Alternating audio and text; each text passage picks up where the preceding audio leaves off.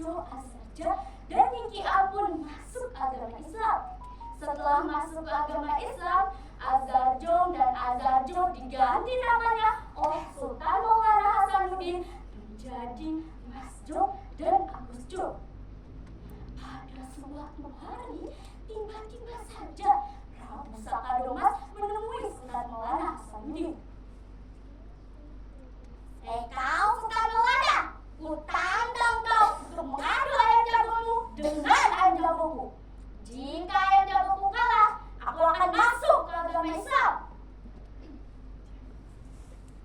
Mereka semua tertawa-tawa.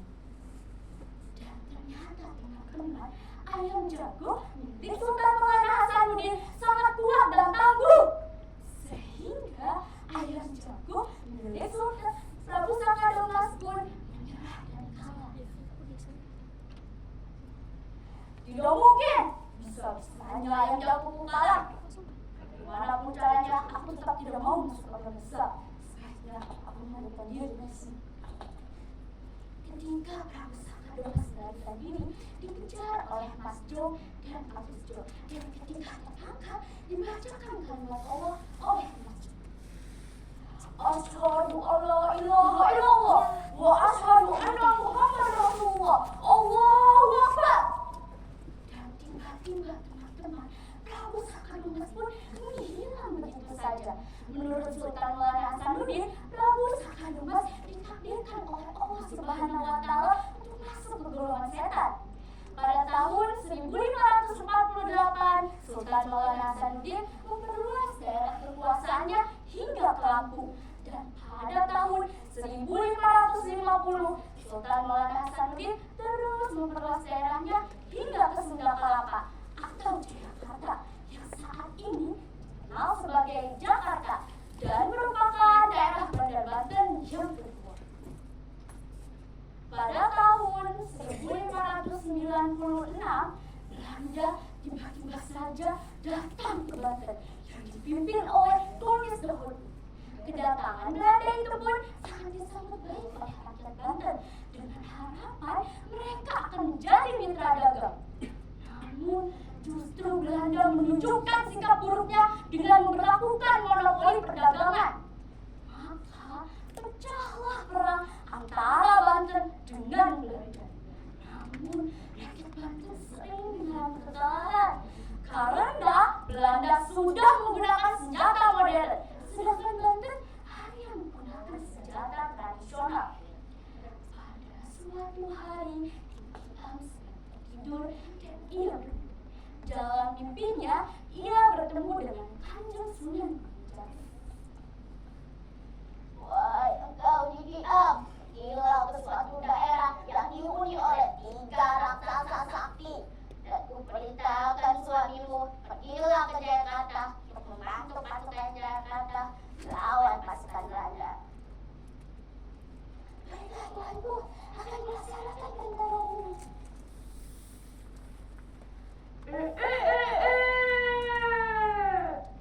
Keesokan harinya, Ningki-A pun terbangun dari tidurnya dan ia pun langsung memberitahu suaminya tentang misinya itu. Seminggu kemudian, sampailah Ningki-A ke tempat yang dituju. Akhirnya, sampailah ke tempat ini.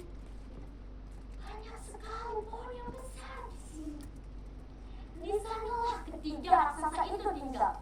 Ternyata teman-teman, ketiga raksasa itu terdiri dari 2 raksasa laki-laki dan 1 raksasa perempuan. 1 raksasa perempuan, ia sangat senang mandi bunga dan bersolek sambil bersenandung. Bubui bulan, sangrai bentang, panon poe, disa sate. Sedangkan 1 raksasa laki-laki, ia berbadan sangat tinggi dan sangat kurus. Seringkali ia merasa tidak percaya diri. Sedangkan 1 raksasa laki-laki lainnya, ia berbadan sangat tinggi dan sangat besar. Ia penggemar buah durian. Setelah itu Ningki Am menemui ketiga raksasa tersebut untuk membicarakan maksud dan tujuan dari kedatangannya. Setelah mendengarkan cerita dari Ningki Am sebagai rakyat yang patuh terhadap rajanya, ketiga raksasa itu pun mau diajak bekerja sama untuk melawan pasukan Belanda.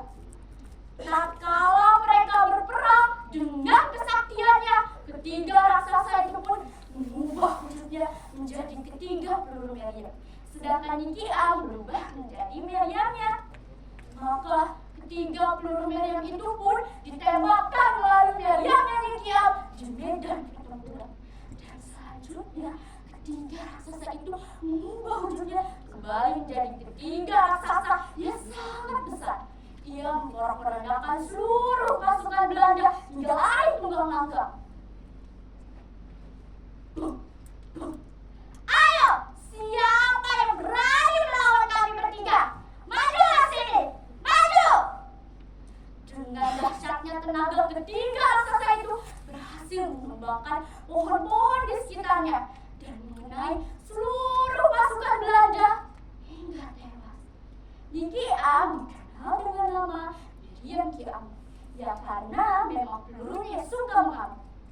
Pada suatu hari, tiba-tiba saja Belanda datang ke Banten, dan seperti biasanya selalu mendapatkan perlawanan dari rakyat Banten. Maka Ningki Am dan ketiga raksasa itu pun beraksi. Belanda lari ketakutan melewati kebun durian yang sangat luas.